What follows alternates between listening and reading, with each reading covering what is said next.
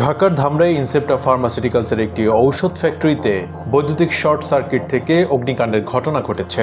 Fire সার্ভিসের ৩টি ইউনিটের ১ ঘন্টার চেষ্টায় আগুন নিয়ন্ত্রণে আসে। শনিবার সন্ধ্যা ৬:৩০টার দিকে ইনসেপ্টা ফার্মাসিউটিক্যালসের ৯ নম্বর বিল্ডিংয়ের ৪র্থ তলায় বৈদ্যুতিক শর্ট সার্কিট থেকে এই আগুনের সূত্রপাত ঘটে। খবর পেয়ে দ্রুত ঘটনাস্থলে পৌঁছায় ধামরাই ফায়ার সার্ভিসের ৩টি ইউনিট। প্রায় ১ ঘন্টার চেষ্টায় আগুন সম্পূর্ণভাবে নিয়ন্ত্রণে আনা সম্ভব হয়।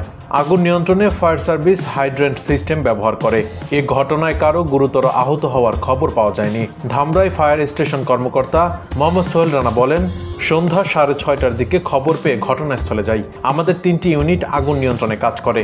১ ঘন্টা চেষ্টা করে আগুন নিয়ন্ত্রণে আনতে সক্ষম হই। বৈদ্যুতিক শর্ট সার্কিট থেকে আগুনের সূত্রপাত ঘটে।